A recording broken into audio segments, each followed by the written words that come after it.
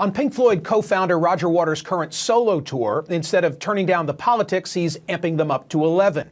Last time out, he preached against Donald Trump and in favor of Palestine. This tour, twice delayed by COVID and ominously titled "This Is Not a Drill," includes references to police murdering black men, semi-automatic weapons and abortion, and giant video screens in the shape of a cross. Waters' guitarist Jonathan Wilson has explained why Waters' tour differs from those of fellow older classic rockers. Quote, "Even the Stones or members of the Beatles, it's more of a trip down memory lane than it is a current show. The activism, that's sort of the key to the whole thing." As a longtime fan of Waters' music who doesn't always agree with his messaging, I wanted to ask him about his mix of performing and preaching. Things got a bit animated. So here's the quote, as I understand, that begins the show. If you're one of those, I love Pink Floyd, but I can't stand Roger's politics, people, you might do well to f*** off to the bar.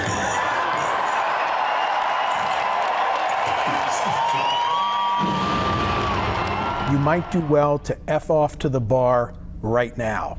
At the outset of the show? Yeah. Because it's a really good way to start the show.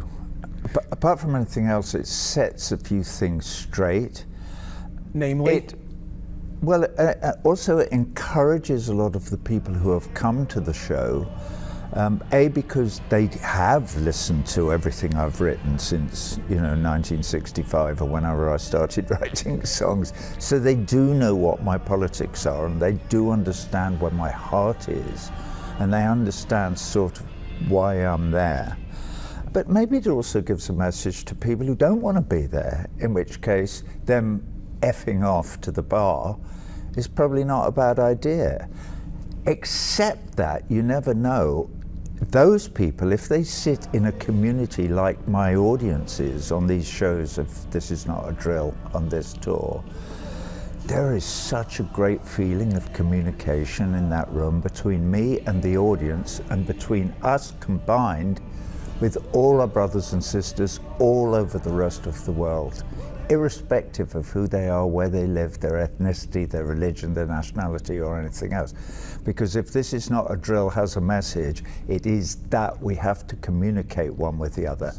To the guy who says, shut the F up, play the hits, do you want him, as long as he doesn't shout it out, do you want him in the arena? I don't not want him there, so long as he doesn't annoy the people who do understand what's going on in the arena. I'm happy for him to But I'm saying, do I have to buy in? Does a person in the crowd have to buy in to the message? I've always loved the music. Right. Some of the messages I can buy into, and some I can't. I've only got one message. Two strangers passing in the street, by chance two passing glances meet, and I am you, and what I see is me. That is my message. And that was on Medal, which was in 1970. And basically, my message hasn't changed. I recognize your humanity, but I recognize all the Russians and the Chinese and the Ukrainians and the Yemenis and the Palestinians. Are you an equal opportunity offender on this tour? Here's why I ask. I remember the last tour. Of course, I came and watched. Very much, about Trump. And in the current show, you've got a montage of war criminals, according to you, and a picture apparently of President Biden on the screen, and it says, "Just getting started." What's that all about?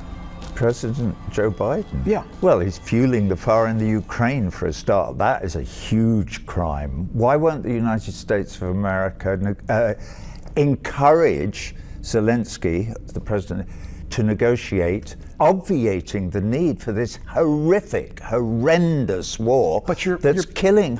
You're blaming. We don't know how many Ukrainians. But you're blaming the party that got invaded. Come on, you've got it reversed. That's any war. When did it start? What you need to do is look at the history, and you can say, well, it started on this day. You could say it started in 2008. Okay, this war is basically about the action and reaction of NATO pushing right up to the Russian border, which they promised they wouldn't do when Gorbachev negotiated the withdrawal of the USSR from the whole of Eastern Europe.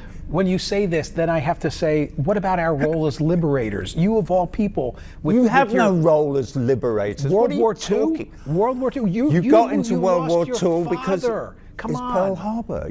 Pearl Harbor. You were completely isolationist until that sad, that devastating, I would argue we were day always going to get in, and that pushed us in. But thank God the United States got in, right? You lost your father in World War II. Thank God the United States. But right? thank God the Russians had already won the bloody war almost by then. And don't forget, 23 million Russians died, protecting you and me from the Nazi menace. Hey, and you would think the Russians would have learned their lesson from war and wouldn't have invaded Ukraine. Well, you Fair? with all your reading, I would suggest you, Michael, that you go away and read a bit more and then try and figure out what the United States would do if the Chinese were putting nuclear-armed missiles into Mexico and Canada. The Chinese are too busy encircling Taiwan as we speak. Okay? They're not encircling Taiwan. Taiwan is part of China. And that's been absolutely accepted by the whole of the international community since 1948.